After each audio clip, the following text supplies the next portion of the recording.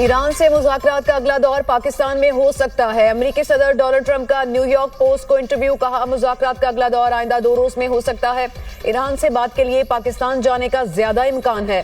پاکستان کے field marshal بہت اچھا کام کر رہے ہیں، فیلڈ مارشل لاجواب ہیں، اس لیے زیادہ امکان ہے کہ ہم پاکستان چلے جائیں۔ گزشتہ سال پاکستان اور بھارت جنگ کے دوران فیلڈ مارشل سے رابطہ ہوا تھا۔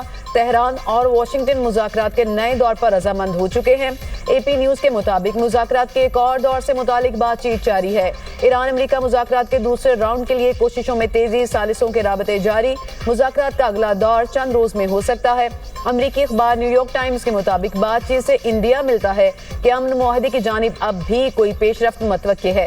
ایران اور امریکہ کے اعلیٰ حکام کے درمیان بالمشافہ مذاکرات کے دوسرے مرحلے کا امکان بھی ظاہر کیا جا رہا ہے۔ بلومبرگ کا کہنا ہے کہ مذاکرات کا یہ دور 2 ہفتے کی جنگ بندی کی مدت ختم ہونے سے پہلے ہوگا۔ نیو یارک ٹائمز نے دعویٰ کیا کہ اسلام آباد مذاکرات میں ایران نے یورینیم افزودگی کو 5 سال تک معطل کرنے کی پیشکش کی تھی۔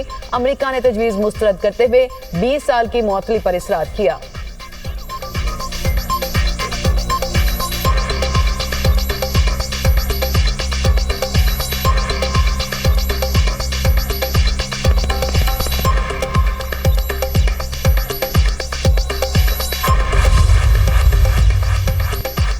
ایران کے ساتھ مذاکرات میں کافی پیش رفت ہوئی ہے۔ گیند ایران کے کورٹ میں ہے۔ مذاکرات کے دوسرے دور کے سوال پر امریکی نائب صدر کا جواب۔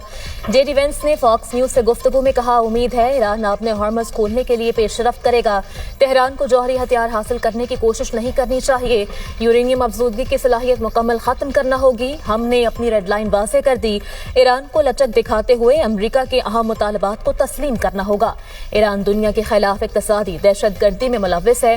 صدر ڈونلڈ ٹرمپ نے واضح کر دیا ہے، اس صورتحال میں دونوں طرف سے جواب دیا جا سکتا ہے۔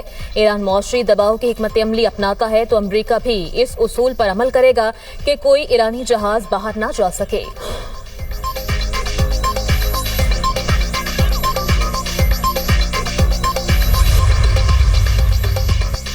امریکی نائب صدر جے ڈی وینس کا پاکستانی قیادت کی سفارتی کاوشوں کا اعتراف۔ وزیر اعظم شہباز شریف اور فیلڈ مارشل عاصم منیر کو بہترین میزبانی پر خراج تحسین۔ پاکستانی قیادت کی اسٹیٹس مین شپ کو سراہا۔ جے ڈی وینس کا کہنا ہے، پاکستان نے امریکہ اور ایران کے درمیان مذاکرات میں اہم کردار ادا کیا۔ خطے میں سفارتکاری استحکام کے لیے پاکستان کا مثبت کردار عالمی سطح پر تسلیم کیا گیا۔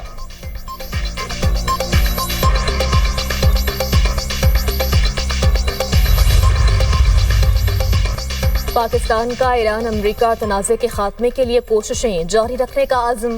وزیر اعظم کی زیر صدارت اعلیٰ سطح کا مشاورتی اجلاس۔ وزیر خارجہ اسحاق ڈار سمیت دیگر اعلیٰ حکام کی شرکت۔ وزارت خارجہ کی جانب سے شرکاء کو تفصیلی بریفنگ۔ مختلف عالمی رہنماؤں سے ہونے والے رابطوں بارے بھی آگاہ کیا گیا۔ وزیر اعظم کے مجوزہ غیر ملکی دوروں کا ایجنڈا طے۔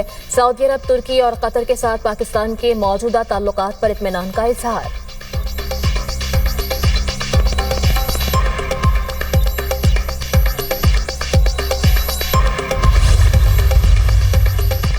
پاکستان کا سفارتی اقدام بڑی کامیابی قرار۔ صدر مملکت آصف علی زرداری سے وزیر اعظم شہباز شریف کی ملاقات۔ خطے کی موجودہ سیکیورٹی اور سفارتی صورتحال پر تبادلہ خیال۔ وزیر اعظم نے ایران امریکہ مذاکرات کے تمام پہلوؤں پر اعتماد میں لیا۔ مذاکرات کے مختلف مراحل اور پاکستان کی ثالثی میں پیش رفت پر تفصیلی بریفنگ دی۔ صدر مملکت نے وزیر اعظم، نائب وزیر اعظم اور فیلڈ مارشل کی کاوشوں کو سراہا۔ امریکہ ایران مذاکرات کی میزبانی پر پاکستان کی کوششوں کی تعریف۔ صدر زرداری نے کہا، حکومت پاکستان عمل کی پائیداری کے لیے سرگرم عمل ہے۔ آصف علی زرداری نے عالمی امن اور علاقائی استحکام کے فروغ میں پاکستان کے کردار کو اجاگر کیا۔ کہا، پاکستان نے مذاکرات کے لیے پلیٹ فارم فراہم کرنے کے اہم اور ذمہ دار ریاست کے طور پر اپنی حیثیت کو منوایا۔ پاکستان نے اپنی امن پسندی کی ساکھ کو ایک بار پھر دنیا کے سامنے ثابت کیا۔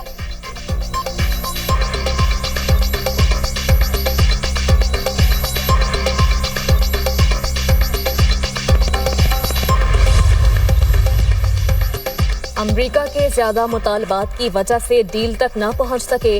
مسعود پزشکیان نے سفارتکاری ترجیحی راستہ قرار دے دیا۔ فرانس اور ایران کے صدور کے درمیان ٹیلی فونک رابطہ۔ عام مذاکرات، عارضی جنگ بندی اور خطے کی موجودہ صورتحال پر تبادلہ خیال۔ مسعود پزشکیان نے کہا اسلام آباد مذاکرات میں امریکہ نے نیک نیتی کا مظاہرہ نہیں کیا. امریکہ نے مذاکرات کے دوران زیادہ سے زیادہ مطالبات پر اصرار کیا. یورپ امریکہ کو عالمی قوانین کی پاسداری پر آمادہ کرنے میں تعمیری کردار ادا کر سکتا ہے. فوجی کارروائی امریکہ کے پیدا کردہ مسائل کو مزید بگاڑ دے گی.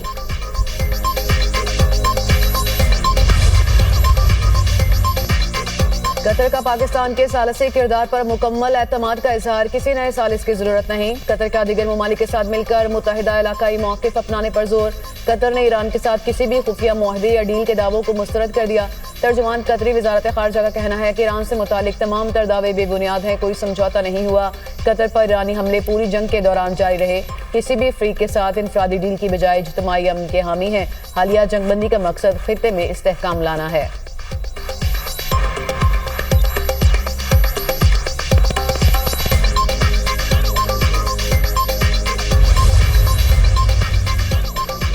امریکہ کی جانب سے ناکہ بندی کے باوجود چینی ٹینکر آبنائے ہرمز سے گزر گیا. خبر ایجنسی کے مطابق شپنگ ڈیٹا سے ظاہر ہوتا ہے کہ ریڈ سٹار نامی ٹینکر آج آبنائے ہرمز سے گزرا.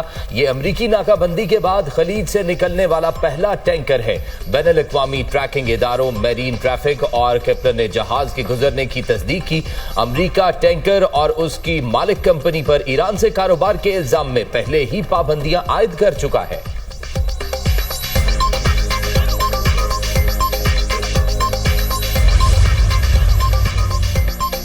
چین کی ایران کو اسلحہ فراہم کرنے کی تردید. ترجمان چینی وزارت خارجہ گوجیا کون کا کہنا ہے کہ ایران کو ہتھیار فراہم کرنے کی رپورٹس مکمل طور پر بے بنیاد ہیں.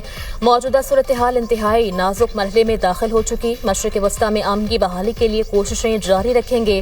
بحران کے حل کے لیے مکمل جنگ بندی ہی واحد راستہ ہے. امریکہ کی جانب سے ایرانی بندرگاہوں کی ناکہ بندی خطرناک اور غیر ذمہ دارانہ اقدام ہے.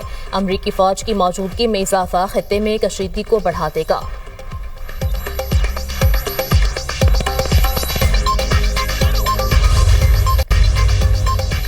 اور اسحاق ڈار کے ترک وزیر خارجہ، مصر کے معاون وزیر خارجہ اور سعودی وزارت خارجہ کے ڈائریکٹر جنرل سے ملاقات. چاروں ملکوں کے درمیان تعاون پر مبنی فریم ورک تشکیل دینے کی ضرورت پر زور. اسحاق ڈار نے تینوں ملکوں کے ساتھ تعلقات سمیت خطے اور عالمی امور پر ہم آہنگی کو سراہا. اسحاق ڈار سے یورپی یونین کی اعلیٰ نمائندہ برائے خارجہ ملک کایا کالاس کا ٹیلی فونک رابطہ. ایران امریکہ مذاکرات میں پاکستان کے تعمیری کردار کو سراہا.